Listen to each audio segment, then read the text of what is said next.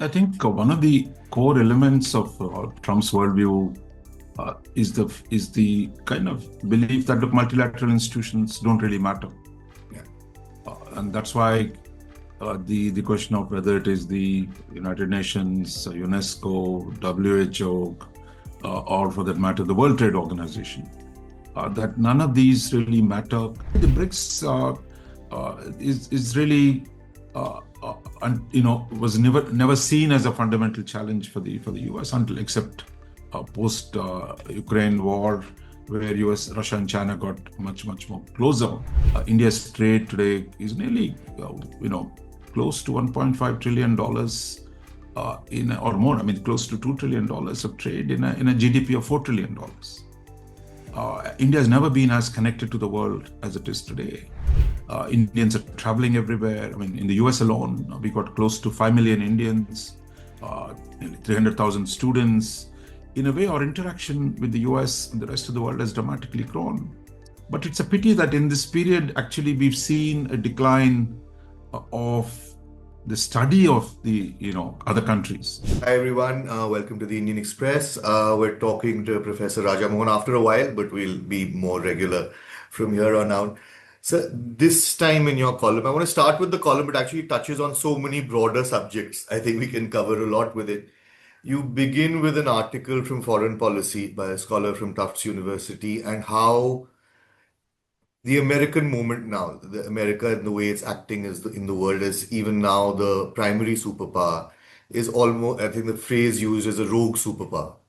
That the so-called the understandings on things like trade, migration, security have been completely upended by Donald Trump in whether it is, I mean, some people would say it's whimsical almost, others would say it's more transactional in whatever, in all these ways. So, what does this do first and foremost because we've just come out of this BRICS summit, which was at one point the BRICS was this major seen as this counterpoint to the unipolar world.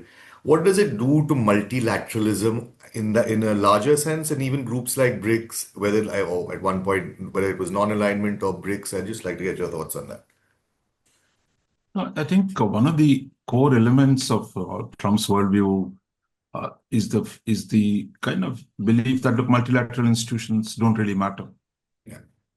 and that's why the question of whether it is the United Nations, UNESCO, WHO, or for that matter the World Trade Organization, that none of these really matter, and that the focus should be actually how does US pursue its interests rather than the historic focus of the US, which actually helped build most of the post-war institutions. And the post-90s, the building up of the World Trade Organization, which really was an American initiative. But today, Trump thinks he doesn't need those institutions. So therefore, he can unilaterally act, and he has the power differential to get away with it. So I think that's one of the core features of the Trump worldview. But I think the BRICS was always, it was a claim that they were alternative world. I mean, I think for a long time, the US simply ignored them because they didn't really, because they had a very good relationship with Russia, was part of the G8. China was the biggest trading partner. So they didn't really think BRICS was a problem until, say, 4 or 5 years ago, when you say, look, when Russia-China alliance got very strong, and they began to challenge the US in fundamental ways. So I would say the BRICS is really was never seen as a fundamental challenge for the US until except post Ukraine war, where US, Russia, and China got much more closer. But this notion that somehow you can build a multilateral platform, I think a lot of people have been so enthused by it. And so for some people, it revives the memories of non-aligned movement. But for others, actually, a lot of people in the West think this is really about changing the world. American position will be undermined. But the fact is, the BRICS countries, are each one of them wants a bilateral deal with the Americans. The Chinese, for all the talk, they've just cut a deal with a few days ago before the other deals have come. Russia has actually been excluded from the Trump tariff war. Trump negotiating with Russia directly on a peace in Europe. And to take two other members of the BRICS, I mean Saudi Arabia and UAE, which recently hosted Trump, showered him with gifts. So if you think these are the guys who are going to lead the world into an anti-American order, I mean, I think this really a lot of India in particular, I would say, there's somehow this grand illusion that somehow you're going to create this, a whole new front, because I think the fact is, I think a lot of people are still not recovered from the nostalgia from non-aligned movement. But in reality, these were organizations that were never had the capability to change the world fundamentally. One of the things you point out in the piece, which is very interesting, is say, for example, on migration. Right? So, on migration, Trump is spending more on ICE, I think you said, like it's practically India's defense budget and certainly greater than Italy's.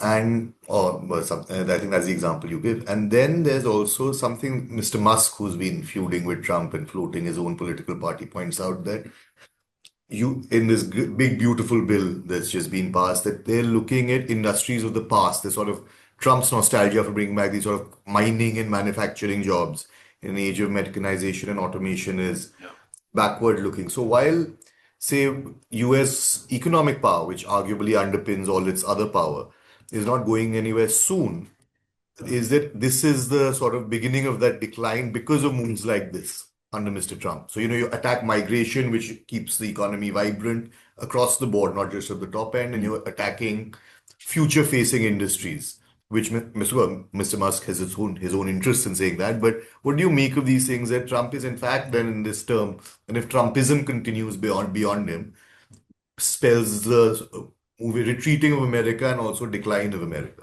Look, historically, I think the Republican Party supported immigration because for them, it kept the wages down. Having more immigration meant wages would go down for the labor costs will be kept down, and you needed a whole range of. America was always historically short of labor. But I think in the Democratic Party side, the trade unions everywhere, even in Europe, were historically opposed to immigration because its effect on wages. But I think what's happened in the last decade and more, it's really the Democrats have become champions of immigration, while the Republicans have actually turned against it. Meanwhile, culturally, I would say the dramatic expansion of outside folks. I mean, if you say, look, where communities, cultural changes that immigration produces in large numbers. So there has been a political backlash, and they've been one of the biggest supporters of Trump. One, the cultural transformation, like you see it in Europe. Two, the second is the fact that a lot of the argument, the immigrants taking away American jobs. At the lower end, of course, a lot of jobs Americans are not going to do in agriculture, picking, agricultural labor, that kind of stuff. But I think it's that cultural backlash that is part of the MAGA movement, the Make America Great Again movement, that is forcing Trump. And I think their argument is in the Biden years, the 4 years, actually, there's been a surge in immigration, and now they want to really force it back. So I think the interesting argument of the MAGA is, look, why are you defending countries like Afghanistan or Iraq when you're not defending your own border? So therefore, I think the emphasis on ICE, which is the Immigrations and Customs Enforcement, nearly $40 billion of support for that. India's defense budget is around $75-80 billion. So it's really half of India's defense budget to police America's borders. So I think this is actually tells you the new priorities. And linked to this, of course, is the idea that, look, why is America fighting wars everywhere? That US should not be involved, and I think that's one of the surprises in the recent war against Iran. Israel wanted to go even further, go for full regime change, but it was Trump actually who said, no, we're not going to do that. So I think the opposition to endless wars in the MAGA movement is again a new feature. Historically, it was the left that opposed foreign wars. But today it is the right that is actually standing up against endless foreign wars. So I'm going to ask a quick follow-up before actually my next question, because a lot of people hoping to see, a lot of people sympathizing with how Palestinian civilians are being treated, what's happening around this fear of a broader Middle East confrontation. There's a sense that Israel, that Trump was the best hope to sort of, if not decouple, stop the kind of unconditional support for Israel that one saw for all the red lines Mr. Biden was drawing during his term. Each red line was then subsequently crossed by the Netanyahu government. That he could actually make a case, rein Netanyahu in because of his sort of maverick stance, that he's not that kind of the traditional almost satellite state of unconditional Mm. support for Israel. Do you think that's still the case? Because I mean, I think there is the peace negotiations or the ceasefire negotiations are on right now as we're speaking. See, I think you're right in saying that, look, Trump has the power uh, to, unlike most of his predecessors, including him in his first term, Right. it's completely differential to Israel and what Israel wanted. So, in a way, given the MAGA movement says, look, you should not get drawn into a Middle East war because of Israel. And that's one reason why he had stopped. But on the Palestine issue, there's not much of a resonance. I mean, uh, while you have students and others agitating in the US, that there is no real upswell of support. So I think what is driving it is actually things like the Abraham Accords, or if you can get at least a reasonable deal for the Palestinians, then you can get Saudis and the Israelis to normalize so that what he started in the first term can be expanded. So I would say definitely you're right.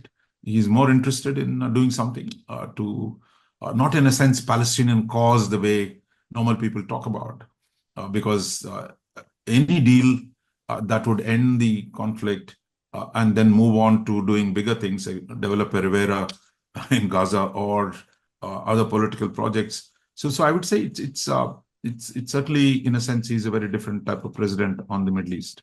The other thing you point out in the piece, of course, how India has more or less played cards, kept calm with Mr. Trump, whether it was his declaring ceasefire and his role in it after Operation Sindoor, on tariffs. You've been relative diplomatically level-headed and sort of not overreacted to anything.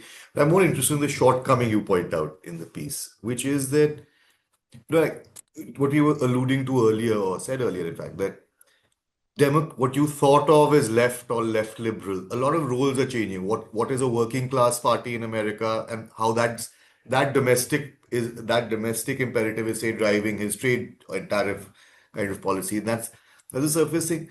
Why do you but the lack of actual knowledge production, the irony of it, because we're all obsessed with America. I mean, American culture is global culture, certainly among English-speaking Indians, and now with translation more so.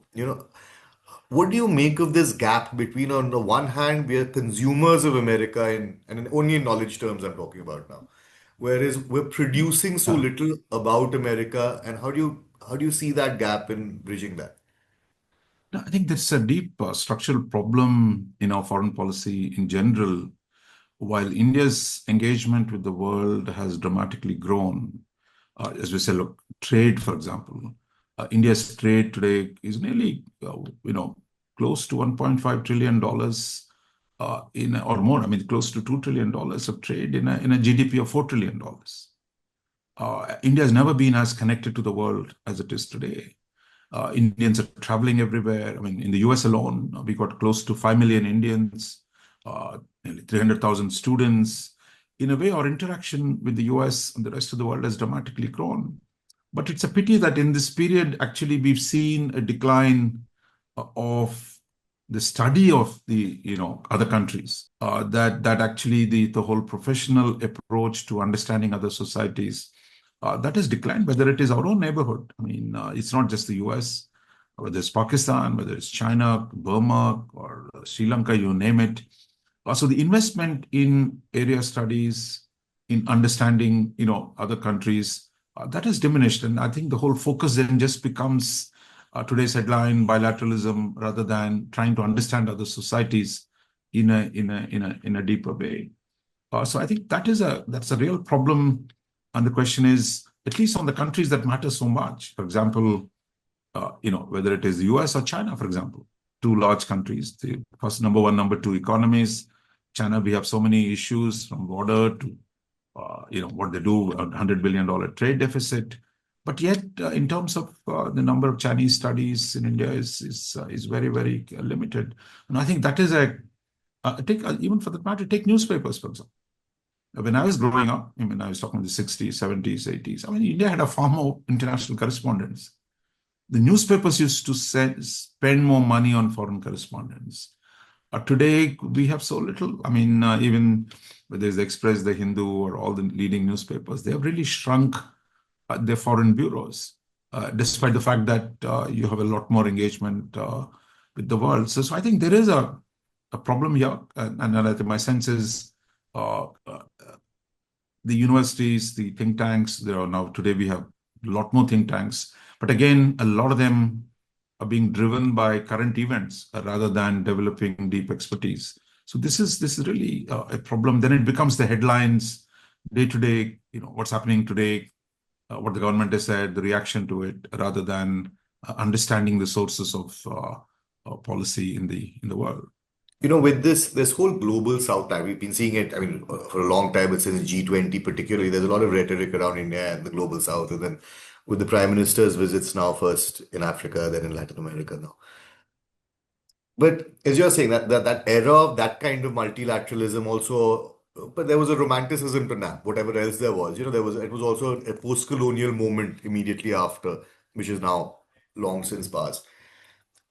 What is the thing that India can offer, especially as China has, of course, outstripped us completely. I mean, China has far more resources.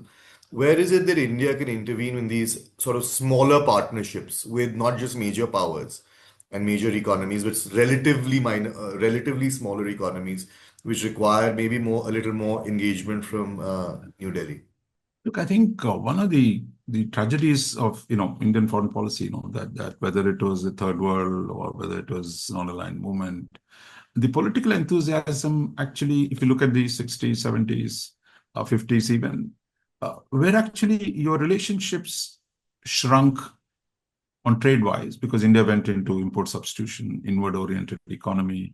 So while we met many of our so-called third world colleagues only in the UN, where you sat in New York and talked about how to denounce the United States.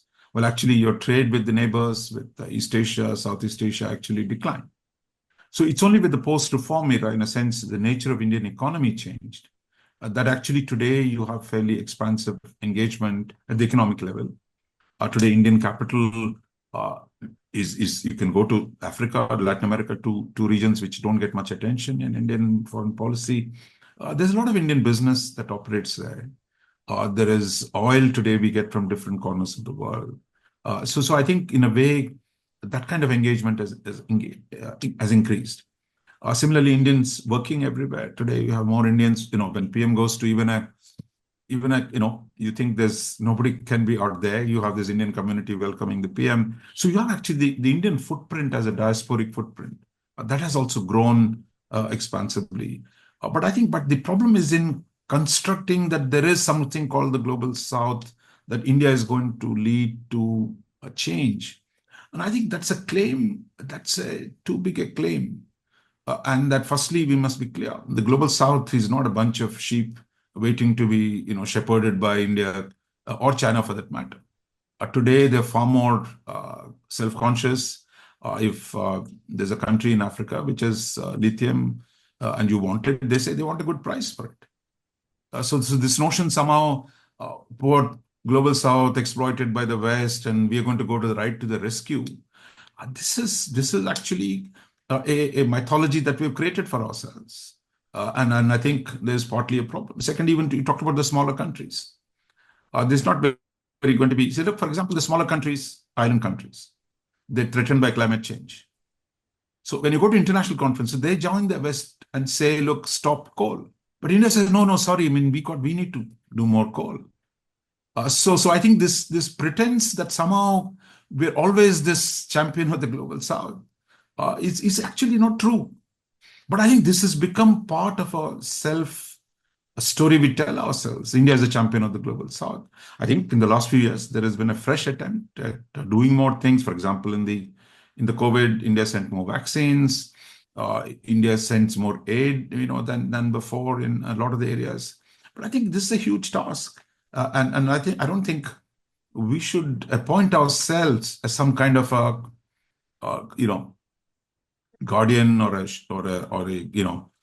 deliverer of Masihas, delivering the global South into something. That's not true. Nobody's waiting there to be delivered. Each one today smart. They're very as realist and cynical, if you will, as they get. So I think they're willing to bargain with the Chinese, with the Indians, whoever shows the capital, they're willing to deal with them. I think that's why I think India is actually constrained by its resources. It can't deliver too much of aid in the manner that the Chinese do. But I think within our means, we should do more to the rest of the world. And there again, for example, we criticize the Western aid. Similarly, there's a lot of criticism of the Indian aid. Is it really about promoting exports of Indian exports, or is it really about aid? So all the classical questions of aid, those come back to, but I say the intent is good, but I think we need to be a lot more self-critical, self-aware of the challenges, rather than simply run away with the slogan that, here is India, and the global south. Right, sir. Thanks so much. We'll talk again soon. Everyone, read the piece. It's on the IndianExpress.com, and you should actually read all the pieces on the IndianExpress.com. Thank you so much. Thank you, Aakash. Thanks.